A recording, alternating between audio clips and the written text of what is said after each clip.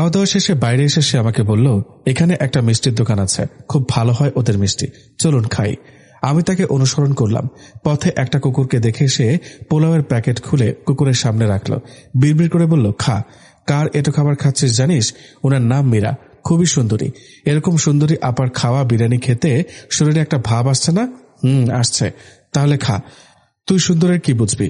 তুই শুধু বুঝবি খাবার। কথাগুলো বলে সে উঠে আসলো। আমি মুখ টিপে হাসছি। এই সামান্য কয়েকটা কথাতেই আমার মন খারাপের মেঘটা হঠাৎ করে উড়ে অন্য আকাশে চলে গেছে। মিষ্টির দোকানে ঢুকে আমার পছন্দের মিষ্টি কোনটা জানতে চাইল সে। তারপর সেই মিষ্টিটা পিরিচে করে আমাকে দিতে বলল। আমি একটা বেঞ্চিতে বসে মিষ্টি খাচ্ছি। এদিকে সে উঠে গিয়ে দোকানদারকে বলল, 10 কেজি মিষ্টি দিন। আমি হা হয়ে গেলাম। হয়তো বিয়ে বাড়ির জন্য কিনতে বলা হয়েছে, তাই কিছু জিজ্ঞেস করলাম না। দোকান থেকে বেরিয়ে আমরা অটোর জন্য অপেক্ষা করছি। সে নিজ থেকে বলল, আঙ্কেলের প্রজেক্টটা পজিটিভলি এগোচ্ছে, হয়ে যাওয়ার চান্স 98%। এর চেয়ে ভালো খবর আর হয় না। তাই বাড়ির সবার জন্য মিষ্টি নিলাম। তাই বলে 10 কেজি? হ্যাঁ, এমনিতেই অনেক লোকজন, তার উপর বিয়ে বাড়ি। একটা অটোতে উঠে পড়লাম আমরা 2 জন যাত্রী মাত্র। বাবরিওয়ালা বলল, রিজার্ভ যাব। সে এবার আমার মুখোমুখি বসল। শোষো বাতাসে মনটা ফুরফুরে হয়ে উঠতে শুরু করেছে। কিছু দূর এগোতে ধানক্ষেতের পাশে একটা চায়ের দোকানের সামনে অটো দাঁড় করাতে বলল সে। আমাকে বলল, নামুন। অটো চালককেও ডেকে নিয়ে এসেছে। রাস্তার 2 পাশে বিস্তৃত সবুজ ধানক্ষেত। এমন সুন্দর জায়গায় বসে চা খেতেও শান্তি। 1 কাপের জায়গায় 2 কাপ চা চেয়ে নিলাম আমি। চা খেতে খেতে অটো চালকের সঙ্গে বাবরিওয়ালা গল্প করছিল। চা শেষে আমাকে জিজ্ঞেস করলো, পান খাবেন মিস মীরা? আমি হ্যাঁসূচক মাথা ঝাঁকালাম। সে একটা পানের খিলি এনে দিল আমার হাতে। সেটা মুখে দিয়ে চিবোতে চিবোতে আমি রাস্তার সৌন্দর্য উপভোগ করছি। হঠাৎ সে পাশে দাঁড়িয়ে বলল, সুন্দর না জায়গাটা? তার চেয়েও বড় কথা, এই মুহূর্তটা সুন্দর। তাই আমি অদ্ভুত এক অনুভূতির আস্বাদনে বিমোহিত হয়ে আছি। কি সুন্দর দক্ষিণা বাতাস, ধান খেতে দোল দিয়ে যাচ্ছে। যতদূর চোখ যায় শুধুই ফসলের ক্ষেত। এমন জনমানবহীন জায়গায় চায়ের দোকান দেওয়ার ভাবনা কোথা থেকে আসে মানুষের? সে যাই হোক, আজকের এই দিনটা আমার জীবনে স্মরণীয় একটা দিন হয়ে থাকবে। খুনসুটি, হাসি, অভিমান সবকিছুর ভিড়ে এই যে নিজের মতো কাটাতে পারা একটা দিন, এরকম দিন আমার জীবনে কখনো আসেনি। বাবার ভয়ে তটস্থ হয়ে থাকতে হচ্ছে না। মায়ের কথা শোনার ভয়ে নিজেকে সামনে রাখতে হচ্ছে না। আশেপাশে কেউ নেই আমাকে দেখার, কেউ নেই আমার কোনো কাজে নাক গলানোর। সম্পূর্ণ স্বাধীনতার স্বাদ বোধ হয় একেই বলে। আমি বাবরুচুলের দিকে তাকিয়ে বললাম, থ্যাংক ইউ, আজকের দিনটা আমি সারা জীবন মনে রাখবো। ওয়েলকাম, এবার যাওয়া যাক। নিশ্চয়ই। দাদু বাড়িতে ফিরে আমরা 2 জন 2 দিক দিয়ে প্রবেশ করলাম। মা এসে নানান প্রশ্ন করল, কিভাবে এলাম, কখন বেরিয়েছি, বাবার মিটিং সম্পর্কে, বাসার সবকিছু ঠিক আছে কিনা। আমি ধীরে ধীরে সবকিছুর উত্তর দেওয়া শেষ করতেই বাবরিচুল এসে মাকে ডাকল। মা বললেন, আসো ভেতরে। সে একে একে সবকিছুর বিশদ বর্ণনা মাকে জানালো। মিটিং এর ব্যাপারে পজিটিভ আশ্বাস শুনে মা ভীষণ খুশি। কতক্ষণ বাচ্চাদের মতো আমার হাত চেপে ধরে বসে রইল। তারপর গেল বাবাকে ফোন করতে। বাবা ফোন রিসিভ করলেন না। বাবরিচুল আমার দিকে এক পলক তাকিয়ে ঘর থেকে বেরিয়ে যায়। আনমনেই হেসে উঠলাম আমি। কিছুক্ষণ পর বাবার কল আসে। তিনি আবেগ মিশ্রিত কণ্ঠে বললেন, কাজটা হয়ে গেছে, আমরা ইনভেস্টমেন্ট পাচ্ছি। উনি চুক্তিপত্রে সই করে এসেছেন মাত্র। কথাটা শোনার সঙ্গে সঙ্গে বাবার মধ্যে আনন্দের বন্যা দোল দিতে লাগলো। বাবরিচুল মিষ্টির প্যাকেটগুলো এনে মায়ের সামনে রাখলেন। মা অবাক হয়ে বললেন, এত মিষ্টি কেন রে বাবা? সবাইকে দিন। তারপর সে চলে যেতে উদ্যত হয়। মা ওকে ডেকে বললেন, তুমি দাও সবাইকে, আমি আছি। কিন্তু এতগুলো প্যাকেট খুলো না, 3-4টা প্যাকেট খোলো। বাবলুচুলওয়ালা সামনে যাকে পাচ্ছে তাকেই মিষ্টি খাইয়ে দিচ্ছে। সঙ্গে যোগ দিয়েছে মা। আমি দূর হতে দেখছি আর খিলখিলিয়ে হাসছি। এমন সুন্দর মুহূর্ত আমার জীবনে খুব কমই আসে। কত কোটি টাকার প্রজেক্ট সেটা বড় বিষয় না। বাবার স্বপ্ন পূরণ হতে যাচ্ছে। এলাকার মানুষগুলোর কাজের সন্ধান হবে, এটাই সবচেয়ে আনন্দের। আজকে পাত্রপক্ষের বাসায় হলুদের আয়োজন ছিল। আমাদের বাড়ি থেকে সকলে গিয়েছিল হলুদের ডালা নিয়ে। আমি সেটা মিস করেছি বলে কাজিনরা আমার সামনে এসে আফসোস করছিল আমার জন্য। অথচ আমি যেই অপার আনন্দের মুহূর্ত পার করে এসেছি তা কাউকে বলতে পারলাম না, বলা সম্ভব না। রাতে বিয়েবাড়ির উঠান জুড়ে ঝলমলে আলো জ্বলে উঠল। আলোয় ভেসে যাচ্ছে পুরো উঠান। একদিকে স্টেজে মেহেদির আয়োজন করা হচ্ছে। আজ কনের হাতে মেহেদি লাগানো হবে। সাউন্ড বক্স ছেড়ে দিয়ে নাচানাচি করছে বাচ্চা কাচ্চারা। বাড়ির মহিলারা বসেছে আদা রসুন নিয়ে। চারদিকে ছড়িয়ে পড়েছে তাজা রসুনের ঘ্রাণ। এই ঘ্রাণটাই বিয়ে বাড়িতে ভিন্ন এক আমেজ এনে দিয়েছে। বাবা ফিরলেন। বাসায় ঢুকে আমাকে জড়িয়ে ধরে বললেন, রাগ করেছিস মা, একা পাঠালাম বলে? আরে একদম না, কংগ্রাচুলেশনস আব্বু, তুমি পেরেছ। আব্বুর চোখ দুটো ছলছল করে উঠল। তার গল্প শুনতে ভিড় জমিয়েছে সবাই। আমি আব্বুর পাশে বসে আছি। প্রজেক্ট নিয়ে ওনার স্বপ্নের কথা বলতে গিয়ে ওনার হঠাৎ গলা ধরে এলো। পর মুহূর্তেই স্বাভাবিক হয়ে গেলেন। হঠাৎ বাবা বাবরিচুলওয়ালার নাম ধরে ডাকতে লাগলেন। ডাক শুনে এসে দাঁড়ালো সে। আব্বু সবার সম্মুখে ওকে জড়িয়ে ধরে পিঠ চাপড়ে দিয়ে বললেন, আমার এই ছেলেটা আজকে আমার জন্য যা করেছে, এই ঋণ আমি কোনোদিন শোধ করতে পারবো না। জার্মান ভদ্রলোক ওর কথা শুনে মুগ্ধ। আলাদা করে কাগজে চোখে ফেলেনি। ও এত সুন্দর করে লোকটাকে সব বুঝিয়েছে, আমি কি বলবো। মিটিংয়ে যারা উপস্থিত ছিল সবাই তোমার খুব প্রশংসা করেছে আমার কাছে। বাবা বাবরিচুলকে পাশে দাঁড় করিয়ে সবাইকে বললেন, ও খুবই দুর্দান্তভাবে উপস্থাপন করছে সবকিছু। শুধু কি কথাবার্তা, ওর পুরো আয়োজনটাই ছিল অবাক করার মতো। ভোরবেলা এখান থেকে গিয়ে ও পুরো অফিস ধুয়ে মুছে ক্লিন করেছে। তাজা ফুল এনে টেবিলে রেখেছে। পুরো অফিসে লুক চেঞ্জ করে ফেলেছে। সোনার ছেলেটা আমার। গিয়ে দেখি অফিস যেন আমার না, পুরোই বড় কোম্পানির অফিসে চলে আসছি মনে হচ্ছিল। তারপর আবার খাবারের আয়োজন, কত হরেক রকমের নাস্তার আয়োজন করেছে। জার্মান ভদ্রলোক তো নাস্তা খেয়ে কুল পায় না। মুনজির আবার ওনাকে বুঝিয়ে বলে, এই নাস্তার নাম কি, এর ইতিহাস। ভদ্রলোক এতটাই মুগ্ধ হয়ে গেছে, সব মিলিয়ে কি আর বলবো। সবাই বাবরিওয়ালার প্রশংসা করতে আরম্ভ করলো। কি অদ্ভুত, আমি এমন লাজে রাঙা হয়ে যাচ্ছি কেন? লজ্জায় কারো দিকে তাকাতে পারছি না। আমি শুধু মুগ্ধ হয়ে আমার বাবার আনন্দটাই দেখছি। বাবরিচুলের এই সমস্ত কৃতিত্ব যেন আমারই কৃতিত্ব। মনে হচ্ছে আমার নিজের মানুষ এত কিছু করেছে, এটা আমার জন্য গর্বের। অথচ সে এখনো আমার কিচ্ছু হয়নি। আমি লজ্জা ঢাকতে রুমে চলে আসলাম। গানের মিউজিক কিছু সময় বন্ধ ছিল, আবার চালু হয়েছে। জানলা দিয়ে ঝিলমিলে আলো এসে পড়েছে রুমে। আমি সেই আলোয় বসে ভাবতে লাগলাম, আমার জীবনটা হুট করে এত সুন্দর হয়ে উঠল কেমন করে। খানিকক্ষণ পর ছোট চাচার সঙ্গে দেখা। চাচা আমাকে বললেন, তোর বাবাকে বলেছি মীরা, বলেছে তোর সঙ্গে এ ব্যাপারে কথা বলে দেখবে। কি বলেছ? যেন তোকে আমার সঙ্গে যেতে দেয়। এখানে কেউ তোকে কোনো স্বাধীনতা দেয় না। এসব বলেছ? হ্যাঁ, তুই তো বলেছিস এসব আমাকে। কখন বললাম? গতকাল রাতে। রাতে? ও শিট, কি হলো মীরা? আমি আর কিছু বলতে পারলাম না। দ্রুত বাবাকে খুঁজতে বেরিয়ে পড়লাম। বাবা নিশ্চয়ই অনেক কষ্ট পেয়েছে। চাচার মুখে এসব শুনেই কি বাবা আজ আমাকে বাবরিওয়ালার সঙ্গে আসতে পাঠিয়েছে? আমার নিজেকে ভীষণ অপরাধী মনে হতে লাগলো। বাবাকে কোথাও খুঁজে পাচ্ছি না। উনি বাজারে গিয়েছেন। এলাকার লোকেদেরকে জানাতে হবে খবরটা। এত আনন্দের মাঝেও আমার অপরাধ বোধ আমাকে ঘিরে রাখলো। হয়তো বাবার কাছে এটা তুচ্ছ ঘটনা, কিন্তু আমার বড্ড অনুতাপ হচ্ছে। যে বাবা আমাকে কোনো দিন কারোর সম্মুখে যেতে দেয় না, সে আমাকে বাবরিওয়ালার সঙ্গে এতদূর পথ আসার অনুমতি দিয়ে দিল। যতই বিশ্বস্ত হোক, বাবার এক রাতে এত পরিবর্তন হবার কথা না। আমি নিশ্চিত আমার ইউরোপ চলে যাওয়ার বায়নার কারণে বাবা আজকে এমনটা করেছেন। মন খারাপ করে এক কোনায় বসে আছে। সেখানে এসে উপস্থিত ঝিকি আর মিকি। দুজনে মুখের সামনে এসে আমাকে চেপে ধরল। আপু, এখন যাবা কোথায়? সারাদিন তোমাকে পাইনি। এবার বলো ছেলেটাকে। আমি পড়লাম মহা মুসিবতে। ছেলেটাকে সেটা আমি কি জানি? আমি তো মিথ্যা বলেছিলাম। তবে এটা তো ওদেরকে বলা যায় না। বললাম, ছেলেটার মেসেজ ডিলিট করে দিয়েছি আমি। সে কি? কেন? ফাউল কাজ এসব। ওই ছেলে মিকির যোগ্য না, সেজন্য আমাকে একবার দেখাবে না? মিকি আফসোস করতে লাগলো, যেন ছেলেটা যেমনই হোক একবার দেখতে পেলে ওর ভালো লাগতো। আমি মুচকে হেসে বললাম, এত দুঃখ করার কিছু নাই। কাল বিয়েতে অনেক ছেলে আসবে, কেউ না কেউ ঠিকই তোকে পছন্দ করবে।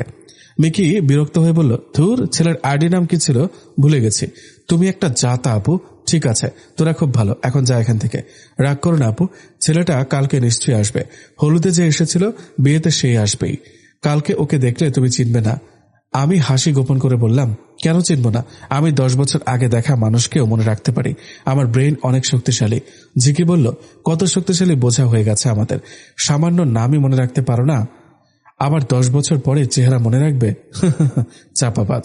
আমি ধরা খাওয়ার অপবাদ সইতে না পেরে বললাম, তোরা বিরক্ত করিস না আমাকে। তাহলে কিন্তু আমি কালকে ছেলেটাকে চিনলেও তোদেরকে দেখাবো না। আমার সঙ্গে ভালো আচরণ কর, আমি তোদের বড় বোন। এরপর দুজনে খানিকটা নরম হলো। মিকি ফিসফিস করে বলল, আপু, তুমি কি শিওর ওই ছেলে আমাকে পছন্দ করেছে? ঝিকিকে করে নাই? তোকেই করেছে। ও কিভাবে আমাদের নাম জানলো? আমরা 2 বোন সেম ড্রেস পরেছিলাম। আমাদেরকে বাড়ির মানুষই আলাদা করতে পারে না, সেখানে ও কিভাবে পারবে? উফ, এত কৈফিয়ত দিতে পারবো না। ওর সঙ্গে কথা বলে ওকে জিজ্ঞেস করিস কিভাবে তোকে আলাদা করেছে। যারা মনের মানুষ তারা সব পারে, শুধু একটা, তোর 1000টা কপির ভেতরেও তোকে আলাদা করতে পারবে যে এটাই মিকি। মিকিকে দেখলাম লজ্জায় লাল হয়ে উঠেছে। ওরে লজ্জা রে! এদিকে আমি বিবাহের আলাপ ঠিক হবার পরেও এত লজ্জা পাইনি। এজন্য বাবরিওয়ালা বলেছে আমার মাঝে মেয়েলি স্বভাব নেই। মেয়েলি স্বভাবের দেখেছ কি? কালকে দেখাবো মেয়েলি স্বভাব কাকে বলে। শাড়ি পরে এমন সাজ দেব, মাথা ঘুরে উল্টে পড়ে যাবা তুমি। শুধু তাই না, এখন থেকে বড়দের মতো আচরণও করব। আজ বিয়ে। সকালবেলা ঘুম ভাঙল মায়ের ডাকে। কোণে নিয়ে পার্লারে যেতে হবে। রাতে ঘুমাতে অনেক দেরি হয়ে গিয়েছিল, তাই উঠতেও দেরি করে ফেললাম। মা খুব তাড়া দিচ্ছেন তাড়াতাড়ি উঠে সব গুছিয়ে নেওয়ার জন্য। বাসার বাইরে একটা মাইক্রো কার এসে অপেক্ষা করছে আমাদের জন্য। মেজু চাচি আর আমি কনেকে নিয়ে যাব। গাড়িতে ওঠার মুহূর্তে বড় চাচা বললেন, একজন ছেলের সঙ্গে নিয়ে যাও।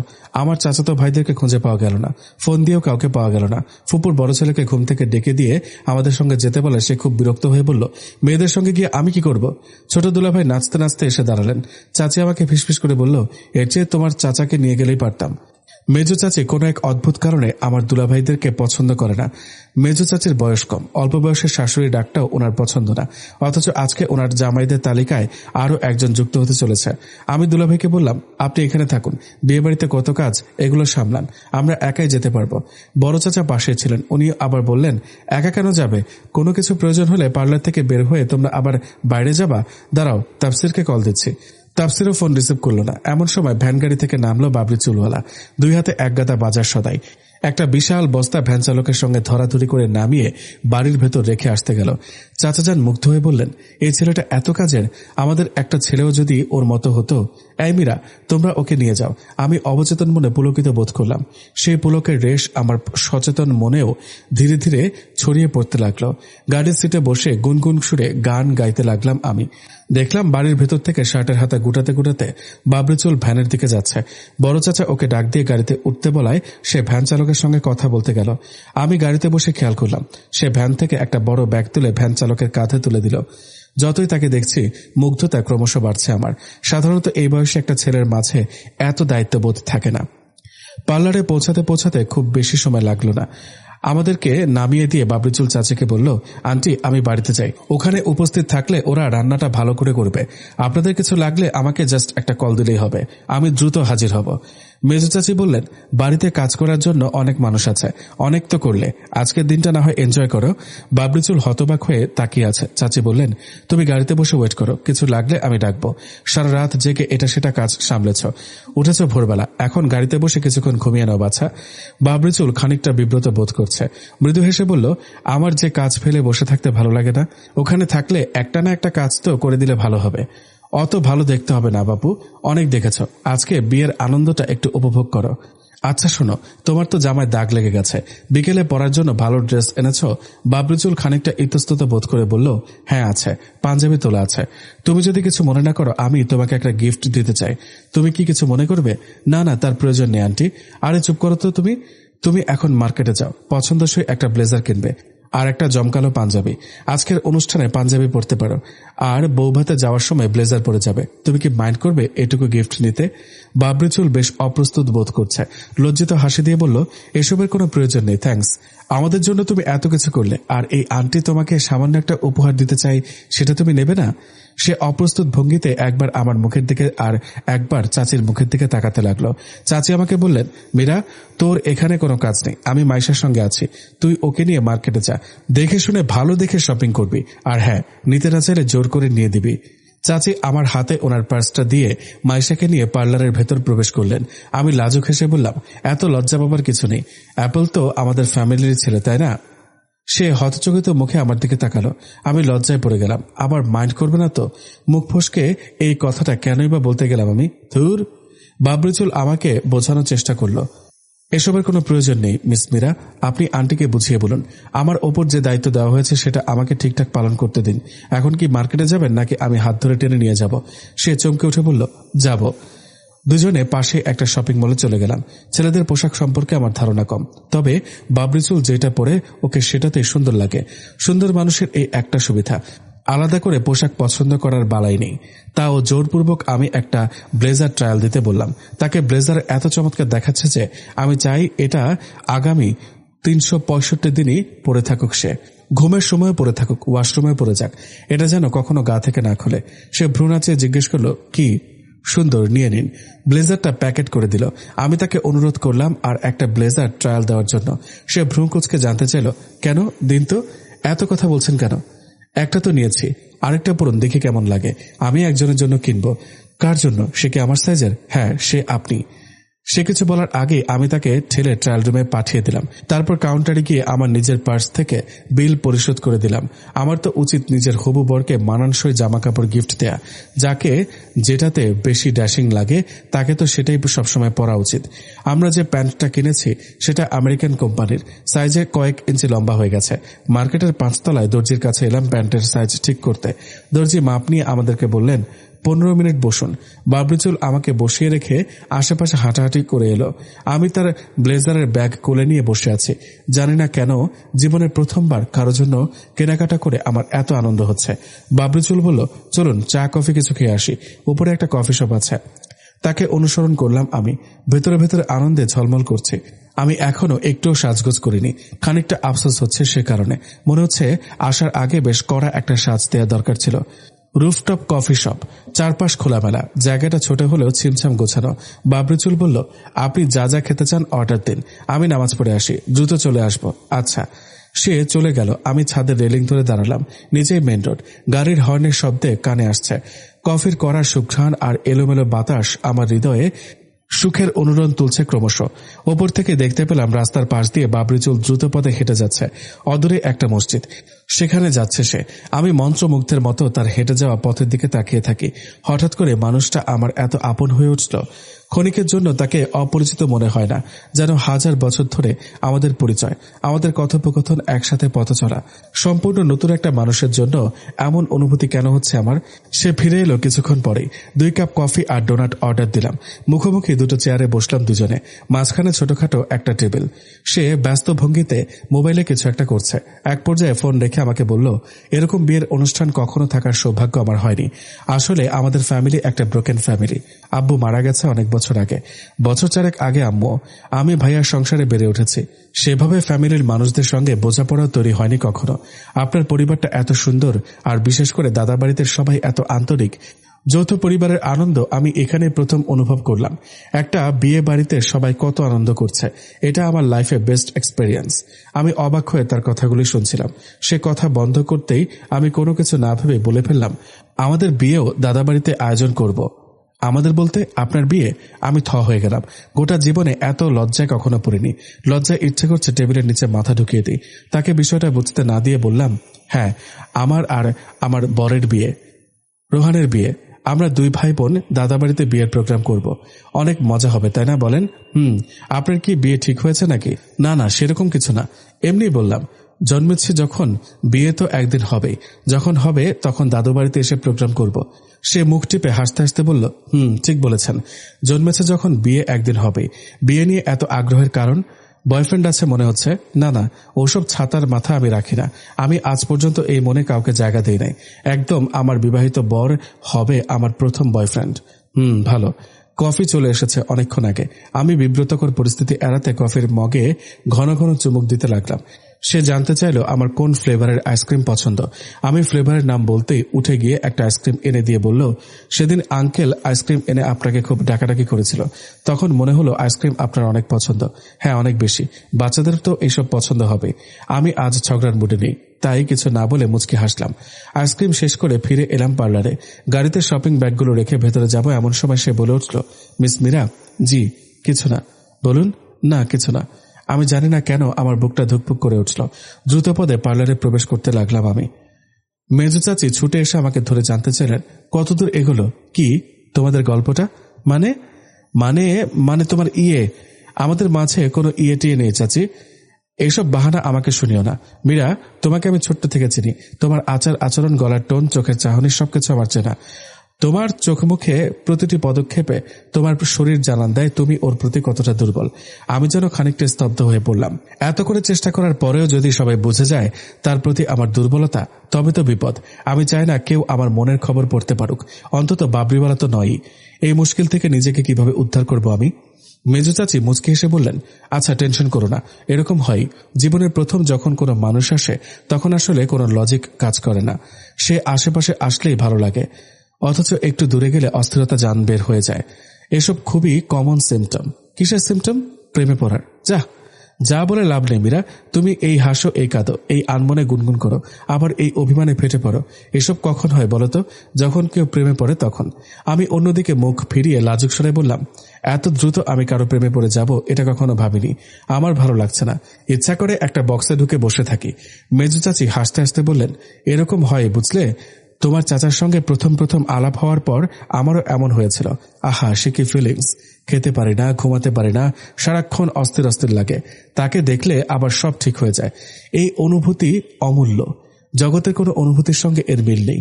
এই অনুভূতি জীবনে শুধু এই মৌসুমেই হয়, প্রেমে পড়ার মৌসুমে। এরপর যখন সম্পর্ক হয়ে যায় তখন আর এতটা ফিলিংস থাকে না। জাগে মীরা, তুমি সাজবে না? না, আমার অবশ্য খুব ইচ্ছা ছিল সাজার। সাজগোজ করব বলে বাসা থেকে মস্ত বড় ব্যাগে সমস্ত জুয়েলারি, পারফিউম, এমনকি জুতা পর্যন্ত নিয়ে এসেছি, যাতে গাড়ি থেকে নেমে বাসায় ঢোকার সময় সবাই হা হয়ে যায়, মনে হবে নায়িকা দীপিকা পাড়ুকোন এসেছে। কিন্তু না, চাচির মুখে এসব কথা শোনার পর আমার মুড বড্ড সুইং হচ্ছে। সাজসজ্জা তো দূরের কথা, কারোর সামনেও যেতে ইচ্ছা করছে না। চাচি খুব জোরাজোরি করলেন আমাকে পার্টি মেকআপ লুক ক্রিয়েট করার জন্য, কিন্তু আমার মোটেও সাজতে ইচ্ছা করছে না। সাজগোজ করলে সবাই ধরে নেবে আমি তার জন্য সেজেছি, যদিও এটা সত্য না, কিন্তু আমার একদমই সেই সত্যিটা মানুষকে দেখিয়ে বেড়াতে ইচ্ছা করছে না। আমি বললাম, সাদা জামা পরে ভূতের মতো ঘুরে বেড়াবো, নো মেকআপ। ভূতেরাও মেকআপ করে মীরা। মানুষ সাজলে অনেকেই বলে তোমাকে ভূতের মতো লাগছে, না সাজলে কিন্তু এই কথা কেউ বলে না। তাহলে তুমি বলছো ভূতেরাও সাজে? মানুষ ভূতের মতো সাজে, তাহলে কি আমার ভূতের মতো সাজগুজু করা উচিত? মেজো চাচি হাসতে হাসতে বললেন, তুমি জাস্ট হালকা কিছু করো, ওই যে বললা নো মেকআপ, এটাই করো, নো মেকআপ লুক। আলিয়া ভাটের মতো লাগবে তোমাকে। আমি মনে মনে বললাম, দীপিকা থেকে আলিয়া ভাট? কার জন্য? বাবরিওয়ালার কি কোনোভাবে রণবীর কাপুর? ভাবতে আমার হাসি পেয়ে গেল। মেজো চাচি আমার জামা কাপড় বের করে জোরপূর্বক আমাকে সাজতে বসিয়ে দিলেন। একেবারে সামান্য মেকআপ করলাম, যেটুকু না করলেই নয়, শুধু চোখ দুটোকে সাজালাম আর গালে হালকা ব্লাশ। আয়নায় তাকিয়ে দেখে নিজেকে আমার নায়িকার চেয়েও বেশি সুন্দর লাগছে। না, এসব ঠিক না। সাজগোজ করতে না চাইলেও একটা মেয়েকে কেন এত সুন্দর লাগতে হবে? মাইশাকে বইয়ের সাজে অসম্ভব সুন্দর লাগছে।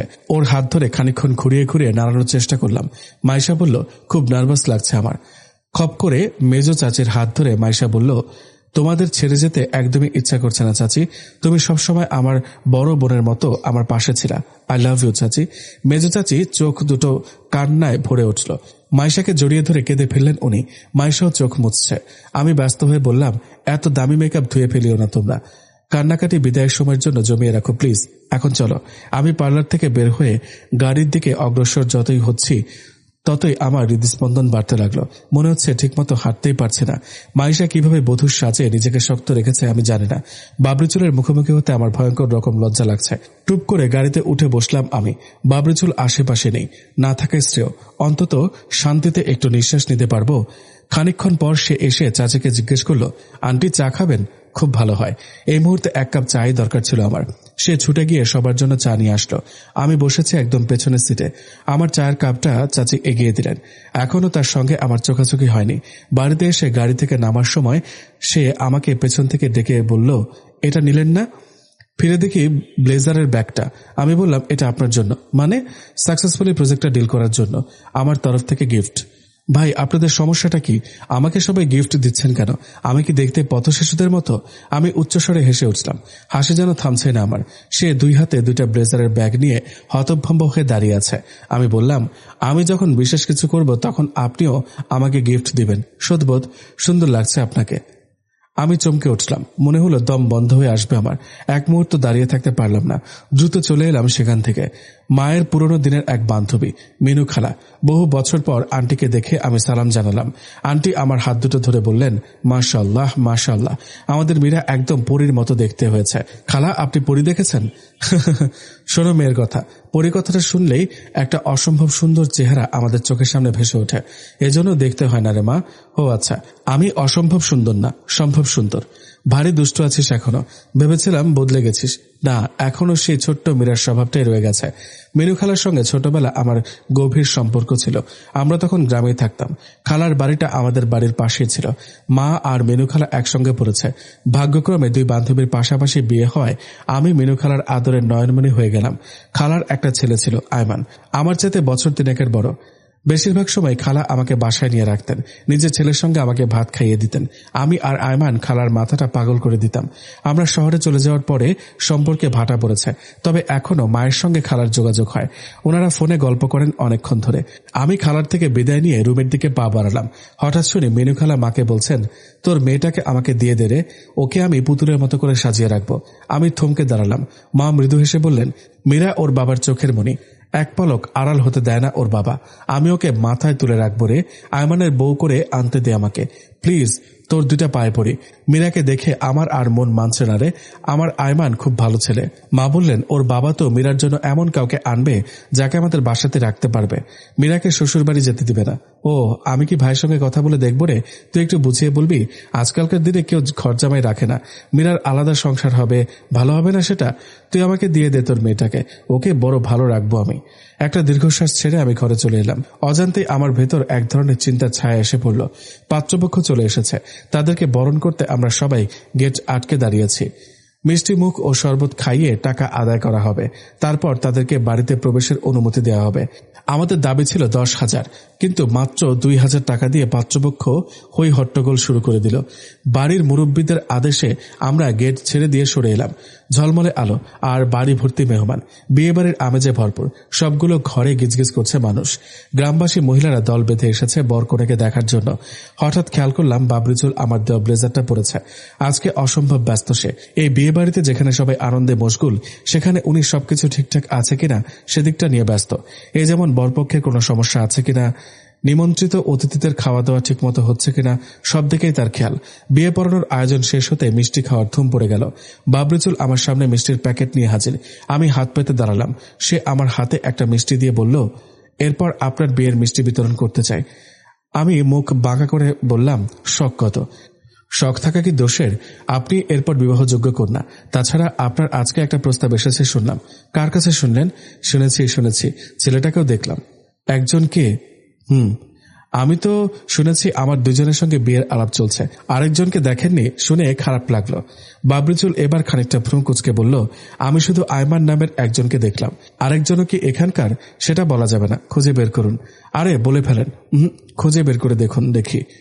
আমি মিষ্টি নিয়ে ওর সামনে থেকে আড়ালে চলে এলাম। তারপর লুকিয়ে লুকিয়ে মিষ্টিটা খেয়ে শেষ করেছি। এমন সময় শুনলাম মিষ্টি কম পড়েছে। এলাকাবাসী অনেকে দাঁড়িয়ে আছে আশেপাশে। বরপক্ষ যা মিষ্টি এনেছে তা শেষ। এবার কি হবে? বাবরিচুল গতকালের মিষ্টিগুলো ফ্রিজে রেখে দিয়েছিল। সে ওই মিষ্টিগুলো বের করে এনে সবার মাঝে বিতরণ করলো।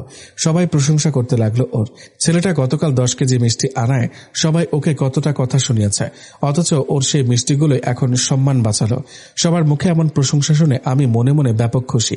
বরপক্ষের সঙ্গে অনেক অল্প বয়সী ছেলেপেলে এসেছে। ঝিকে আর মিকি অনেকক্ষণ যাবৎ আমার পিছে ঘুরছে, মিকিকে কোন ছেলেটা পছন্দ করেছে সেটা জানার জন্য। আমি ওদেরকে ইনিয়ে বিনিয়ে এড়িয়ে যাচ্ছি। এবার আর পারলাম না। হঠাৎ মিকি আমার হাত ধরে টেনে নিয়ে গেল। আঙুল উঁচিয়ে একটা ছেলেকে দেখিয়ে বলল, ওটা না? আমি কি বলবো বুঝতে পারছি না, চুপ করে আছি। মিকি বলল, ছেলেটা আমার দিকে বারবার তাকাচ্ছে। ওহ, ওটা কিনা? দেখ, এসব ছেলে তোর সঙ্গে যায় না, তুই আরো বেটার কাউকে ডিজার্ভ করিস। এজন্য আমি বলতে চাচ্ছি না আমার ছেলেটাকে পছন্দ হয়নি। সময় যতই গড়াতে লাগলো, সবার মনে যেন বিষাদ ভর করলো এসে। আনন্দঘন বিয়েবাড়িটা মুহূর্তেই অবসন্নতায় আচ্ছন্ন হয়ে পড়ল। করে বিদায়ের কথা ভেবে সবাই মনমরা হয়ে গেছে। আমি চেষ্টা করছি চাচা চাচিদেরকে খানিকটা আনন্দ মুখর রাখার, তাতে লাভ হলো না খুব একটা। বড় চাচা গালে হাত দিয়ে অন্ধকার ঘরে বসে আছেন। আমি চাচার সামনে বসে অনেক কিছু বলার চেষ্টা করলাম। তিনি এতে আরো আবেগপ্রবণ হয়ে বললেন, আমার মেয়েটা আজকে থেকে চলে যাবে রে মা, আমার ঘর অন্ধকার করে দিয়ে আমার মা চলে যাবে। এমন কথায় স্বাভাবিকভাবে নিজেকে ধরে রাখা যায় না।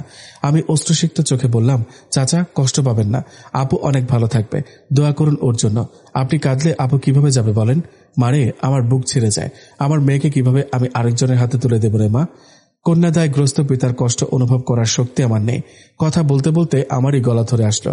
এই বিষাদ আমাদের পুরো বাড়ি ছেয়ে ফেলল আজ। সকলের কান্নার শব্দ, হাহাকার আর তীব্র মনোকষ্টের ভেতর দিয়ে কনের বিদায় সম্পন্ন হয়ে গেল। চলে গেল মাইশা। যে বাড়িটা এই কয়েকদিন ধরে সবচেয়ে আনন্দের, আলোকিত আর হৈহুল্লোড় নিয়ে মেতেছিল, সেই বাড়িটাই আজকে হয়ে উঠল গ্রামের সবচেয়ে শান্তশিষ্ট বিষাদময় বাড়ি। সবাই চুপচাপ। বাইরের আলোগুলো মলিন হয়ে জ্বলছে। রাতের আধার আজ পুরোপুরি গ্রাস করে ফেলল মণ্ডল বাড়ির আঙিনা। পরদিন সকালে ঘুম ভাঙলো বেলা করে, রৌদ্রোজ্জ্বল দিন। উঠে দেখি পোলাওয়ের ঘ্রাণে চারদিক মম করছে। গতকালের কিছু পোলাও, বুটের ডাল বেঁচে গিয়েছিল, সেগুলো এখন গরম করা হয়েছে। বিয়েবাড়ির এই রয়ে যাওয়া বাসি পোলাও আর বুটের ডাল আমার বড্ড পছন্দ। খুব আয়েশ করে খেলাম আমি। গত রাতের বিষাদ এখন অনেকটাই ফুরিয়ে গেছে সবার মাঝে। বাইরে এসে দেখি সমস্ত প্যান্ডেল, গেট ও আলোকসজ্জা খুলে ফেলা হচ্ছে। বিয়ে শেষ, এসব আর থাকবে কেন ভাবতেই আমার মনটা কেমন যেন করে উঠল। যেদিন এসব প্যান্ডেল আর লাইট লাগানো হচ্ছিল সেদিন আনন্দটা হয়েছিল সীমাহীন। মেহমানরা অনেকেই চলে যাবার জন্য প্রস্তুত হচ্ছেন। বেশি রাত হওয়ায় যারা যেতে পারেনি তারা এখন বেরিয়ে যাচ্ছে, কেউ বা ব্যাগপত্র গোছাচ্ছে। আজকের দিনটাও আমার জন্য বিষণ্ণতার। আনন্দগুলো এভাবে বিলীন হয়ে যাওয়া আমার মেনে নিতে বড় কষ্ট হয়। মন ভালো করতে সমবয়সী ভাই বোনদেরকে বললাম, চলো আমরা ঘুরতে যাই। আমার প্রস্তাবটা সবার বেশ পছন্দ হলো। অতি উৎসাহে আমরা দল বেঁধে গ্রাম ঘুরতে বের হলাম। 1 কিলোমিটার হেঁটে গেলে একটা নদী আছে, আমাদের উদ্দেশ্য সেখানে যাওয়া। পথে যেতে যেতে গ্রামের অনেকের সঙ্গে দেখা হলো, সবার সঙ্গে কুশলাদি বিনিময় করলাম। কোনো এক অদ্ভুত কারণে গ্রামের মানুষটা আমাকে ভীষণ পছন্দ করে। চলতি পথে দেখা হয়ে গেল বাবরি চুলের সঙ্গে। ফুফাতো ভাইয়ের সাথে একটা চায়ের দোকানে বসে আড্ডা দিচ্ছিল। আমি বাদে আমার দলের সবাই ওদেরকে বলল, তোমরা যাবা নাকি আমাদের সঙ্গে? ওরা অতি উৎসাহে আমাদের সাথে যাওয়ার জন্য পা বাড়ালো। আমি জানি না কেন আমার মনটা হঠাৎ অসম্ভব ভালো হয়ে গেল। এই ছেলেটা আশেপাশে এলেই কেন আমার এত ভালো লাগে। গায়ের ছোট্ট নদী, নদীটা খুব বড় নয়, শান্ত সরু এক নদী। পানি একদম পরিষ্কার, নিচের বালু পর্যন্ত দেখা যায়। হাওয়াতে আস্তে আস্তে বইছে। দুই পাড়ে কাশবনের ডগাগুলো দুলে দুলে যেন গান গাইছে। আমাদের কারো হাতে চিপসের প্যাকেট, কেউ আবার ফোন বের করে ছবি তুলছে। হাসাহাসিতে চারদিকটা মুখর হয়ে উঠল। খালি পায়ে বালুর ওপর দিয়ে হাঁটতে হাঁটতে ছবি তোলার জন্য দাঁড়িয়ে পড়লাম। হাতে থাকা জুতো জোড়া অজান্তে দিয়ে দিলাম বাবরি চুলকে। ছবি তোলা শেষে আবারও হাঁটা ধরলাম। পেছনে ওরা হই হুল্লোড় করছে। আমার পাশে দাঁড়িয়ে বাবরি চুল। আমি মৃদুস্বরে বললাম, এই নদীটা না দেখলে মনে হয় ছোট্ট করে কেউ আঁকাআঁকি করে রেখেছে। কত শান্ত। গ্রামে আসলে মনটাই অন্যরকম হয়ে যায়। হঠাৎ সবাই মিলে পানি ছিটানো শুরু করলো। ছোট্ট নদীর সেই ঠান্ডা পানি গায়ে লাগতেই হাসির আওয়াজ বেড়ে যায় আমাদের। ওদের পানি ছিটাছিটি থেকে খানিকটা দূরে সরে এলাম। ইশারায় ডাকলাম বাবরিওয়ালাকে। দুজনে হেঁটে গিয়ে দাঁড়ালাম নদীর বাঁকে। বাতাসে কাশফুল দুলছে। ওপাশে নদী তীরে সবজির ক্ষেত। এখানে এসে মনটা অন্যরকম হয়ে গেছে আমার। আজকে মিস মীরাকে খুব শান্ত মনে হচ্ছে। নদী দেখে না, বিয়ে বাড়ির ওপর একটা মায়া পড়ে গেছে। বিয়ে শেষ, আমেজটাও উঠাও। বাড়িটা কেমন মনমরা হয়ে গেছে, ভালো লাগছে না কিছু। বাবরিচুল হেসে বলল, এত ইমোশনাল হলে চলে? আপনার খারাপ লাগছে না? না, যার বিয়ের জন্য এত আয়োজন তার বিয়েটা সুন্দরভাবে সম্পন্ন হয়েছে, এটা তো আনন্দের ব্যাপার। আমি কেন মন খারাপ করে থাকবো? আমি অবাক হলাম। কত পরিপক্ক চিন্তা ভাবনা, অথচ আমি এভাবে ভাবিনি কখনো। এজন্যই সবার চোখে আমি এখনো ছোট, অপরিণত। হঠাৎ খেয়াল করে দেখি তার হাতে আমার জুতো জোড়া। আমি লাজুক হেসে জুতোটা চেয়ে নিলাম। অজান্তে বেশ অধিকার খাটানো শুরু করেছি ভেবে একচোট হেসে নিলাম। ফেরার সময় গ্রামের কাঁচা রাস্তাটা যেন আরো মধুর হয়ে উঠল।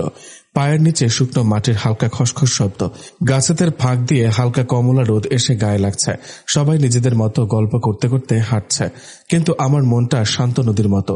বাবরি চুলওয়ালা একদম কোনায়, কিন্তু আশ্চর্যের বিষয়, যখনই আমি আর চোখে তাকাচ্ছি দেখি সেও আমার দিকে তাকাচ্ছে। আমাদের চোখে চোখ পড়ার সঙ্গে সঙ্গেই দুজনেই হালকা চমকে গিয়ে আবার চোখ সরিয়ে নিচ্ছি।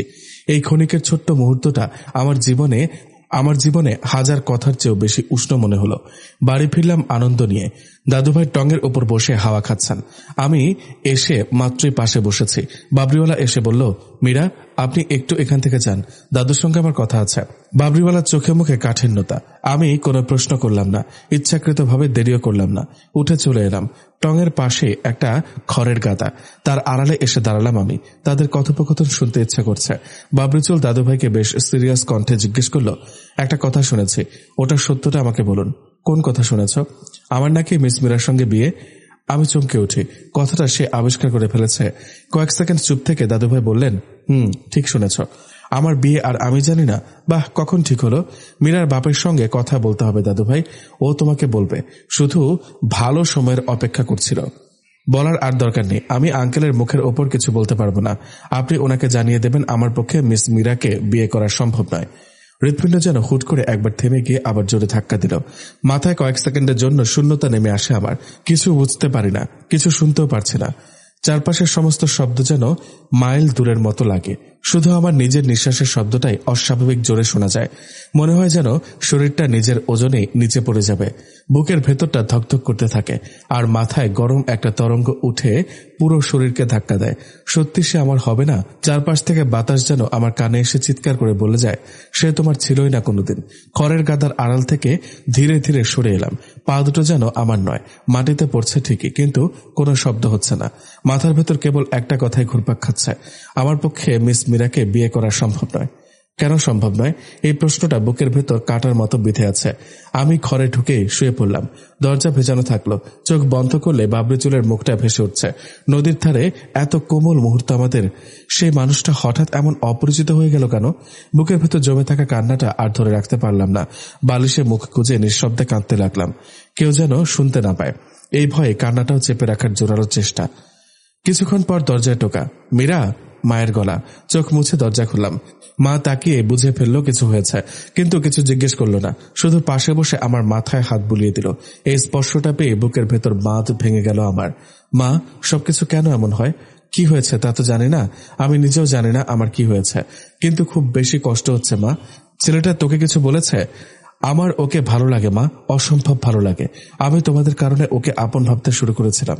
ওর প্রতি আমি অনেক দুর্বল হয়ে পড়েছি। তাহলে সমস্যাটা কোথায়? ও আমাকে বিয়ে করবে না, নিষেধ করে দিয়েছে। মা চুপ করে রইল খানিকক্ষণ। তারপর শুধু একটা দীর্ঘশ্বাস শোনা গেল। আমি মায়ের সঙ্গ পেয়ে কান্না করার খানিকটা সাহস পেলাম। সজোরে কেঁদে ফেললাম আমি। মা আমার মাথায় হাত বুলিয়ে দিয়ে বললেন, তোর জন্য অনেক ভালো ভালো সম্বন্ধ আসে, কান্না করিস না, তোর জীবনে অনেক ভালো কেউ আসবে। কিন্তু বাবরিচুল আমার জীবনের প্রথম পুরুষ মানুষ হয়েছে, আর কাঁদিস না। সবাই শুনলে কি বলবে? এ বিষয় নিয়ে কাউকে কিছু জানানোর দরকার নেই। উঠে গোসল করে রেডি হ, গাড়ি চলে আসবে। কিভাবে যাব আমি? এত ক্ষত বিক্ষত হৃদয়ে কোথাও যাওয়া যায় না। কিন্তু মা আমাকে টেনে উঠিয়ে দিলেন, জোরপূর্বক পাঠালেন গোসল সারতে। ওয়াশরুমে ঢুকে শাওয়ার ছেড়ে দিয়ে হাউমাউ করে কাঁদতে লাগলাম আমি। এই কান্নার শব্দ কারো কানা যাবে না।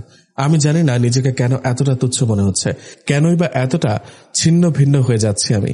বৌভাতে যাওয়ার প্রস্তুতি চলছে পুরো বাড়ি জুড়ে, চারপাশে উৎসবের ব্যস্ততা, অথচ আমার মনটা যেন বিষাদের চোরাবালিতে আটকে আছে।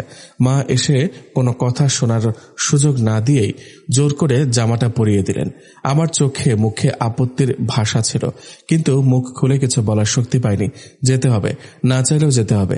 আজ আমি কোনো ঝামেলা করলে পুরো বাড়িতে সে ঝামেলার আগুন ছড়িয়ে পড়বে। এরপর সবাই মিলে গাড়িতে উঠলাম। গাড়ি চলতে সমবয়সীরা হাসি ঠাট্টা গান গল্পে মেতে উঠল। তাদের আনন্দের শব্দে ভরে গেল গাড়ির ভেতরটা, ঠিক যেন পিকনিকে যাচ্ছি আমরা। কিন্তু আমার জানালার পাশে বসে বিষাদের অথৈ সাগরে ডুবে আছি আমি। হৈহুল্লোড়ের মাঝখানেও আমি একা, ধুধু মরুভূমিতে হারিয়ে যাওয়া এক শিশুর মতো ডুকরে মরছি। যেন এই যাত্রাটা শুধু গাড়ির নয়, আমার মনেরও, যেখানে আনন্দ থেকে অনেক দূরে অচেনা এক শূন্যতার দিকে এগিয়ে চলেছি। গাড়ি থেকে নামতে আমাদেরকে বরণ করে নেওয়া হলো। সবাই উৎসব মুখর পরিবেশে একে অপরের সঙ্গে কুশল বিনিময় করছে। আমাদেরকে বসতে দেওয়া হলো ড্রয়িং রুমে। টেবিলের ওপর কয়েক গ্লাস শরবত। সবাই হামলে পড়ল সেগুলোর ওপর। আমার কোনো নড়াচড়া নেই। এক পর্যায়ে মেজো চাচি এসে জিজ্ঞেস করলেন, মা মীরা, কি হয়েছে তোমার? মা, কিছু না চাচি, আমাকে বলবে না? আমি স্তব্ধ হয়ে রইলাম। আমার ক্ষতটা কাউকে দেখাতে ইচ্ছা করল না। জোরপূর্বক চেষ্টা করলাম মুখে হাসি টেনে আনার, ভান করলাম আমিও খুব উল্লাসিত। এই অভিনয় চলতে লাগলো কতক্ষণ। ছেলেমেয়েরা একসঙ্গে বের হয়েছে, ঘুরছি আশপাশে। হঠাৎ বাবরিওয়ালার সঙ্গে দেখা। আমি তাকে না দেখার ভান করে চলে এলাম অন্যদিকে, অথচ এইটুকু প্রচেষ্টায় আমার ভেতরটা যেন একেবারে ভেঙে খান খান হয়ে গেল। সারাটা সময় আমি হাসি খুশি থাকার অভিনয়টাই করে গেলাম। কারোর সঙ্গে কথা বলেছি, কারো প্রশ্নের উত্তর দিয়েছি। ঠোঁটে লেগে থাকা হাসিটা একবারও ছুঁড়ে ফেলিনি। বৌভাত শেষ হলে আমরা মাইশাকে নিয়ে বাড়ির দিকে রওনা দিলাম। পথ জুড়ে জানলার বাইরে তাকিয়েছিলাম, যেন বাইরের অন্ধকারটাই আমার ভেতরের অবস্থা শুধু জানে। বাড়িতে ফিরে সাজ খুলে রাখতেই শরীরটা বেশ হালকা লাগলো। বিছানায় গা এলিয়ে দিতেই আর নিজেকে ধরে রাখতে পারলাম না। বালিশে মুখ গুজে কান্না চেপে ধরলাম। ঘর জুড়ে মানুষের উপস্থিতি। কেউ ইতিমধ্যেই ঘুমিয়ে পড়েছে, কেউ কেউ আলো নিভিয়ে শোবার আয়োজন করছে। হালকা কথাবার্তা, পায়ের শব্দ, নিঃশ্বাসের আওয়াজ, সবই চলছে স্বাভাবিকভাবে। আর আমি বিছানার এক কোণে শুয়ে শুধু কাঁদছি। চোখের পানি বালিশে ভেসে যাচ্ছে, বুকের ভেতরের ভার কোথাও নামছে না। এত মানুষের ভিড়ের মাঝে আমি অসম্ভব একা হয়ে পড়লাম। এভাবে বেশিক্ষণ থাকতে পারলাম না আমি। নিঃশব্দে উঠে বাড়ির বাইরে বেরিয়ে এলাম। উঠান থেকে খানিকটা দূরে কয়েকটা আম গাছ পাশাপাশি, সেখানে এসে গাছে হেলান দিয়ে দাঁড়িয়ে রইলাম। জায়গাটা অন্ধকার, এখানে দাঁড়িয়ে কাঁদলে কেউ টের পাবে না। হঠাৎ আমার ঠিক কানের কাছে একটা আওয়াজ। চমকে ঘাড় ঘোরাতে দেখি বাবরিচুল। সে এত রাতে এখানে কেন? আমি চোখ মুছতে ভুলে গেছি। সে অবাক চোখে তাকিয়ে বলল, মিস মীরা। আমি চলে আসতে উদ্যত হই। সে ডাকে, দাঁড়ান, কি হয়েছে আপনার? আপনি এখানে কেন? আমি চুপ করে রইলাম। সে বলল, বলুন, কে আপনাকে কষ্ট দিল? আমি অদ্ভুত চোখে তাকালাম তার দিকে। চোখাচোখি হলো।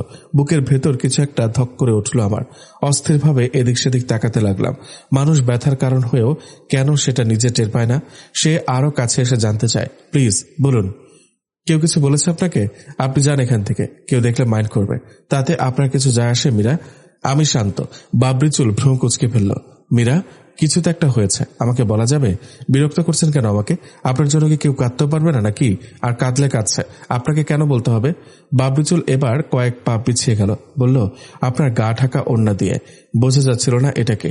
এত রাতে এই অন্ধকারে এখানে কেউ থাকার কথা নয়। এজন্য আমি কাছে থেকে দেখতে এসেছিলাম। আপনি কাঁদছেন, তাই মনে হলো কথা বলা দরকার। কেন মনে হলো কথা বলা দরকার? মিস মীরা, আপনাকে আমি অসম্ভব স্নেহ করি। স্নেহ করেন? কেন? কে চেয়েছে আপনার স্নেহ? আমি কি কখনো বলেছি আমাকে আপনি স্নেহ করুন? আর স্নেহ শব্দটাই বা কেন আসছে? আমি কি 2-3 বছর বয়সী বাচ্চা? বাবরিওয়ালা চুপ করে রইল। তাকালো আমার চোখের দিকে। এই দৃষ্টি আমি সহ্য করতে পারি না।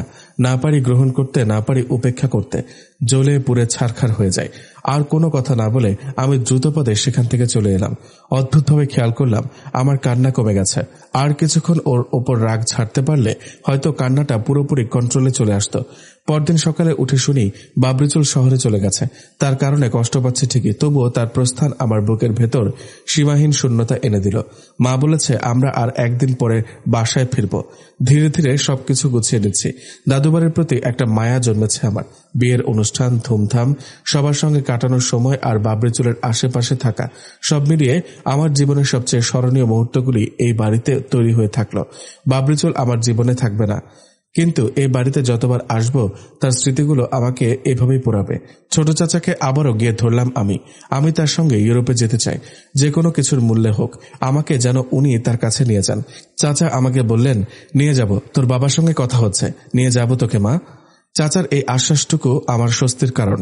বাবরিচুলওয়ালার থেকে অনেক দূরে চলে যাব আমি।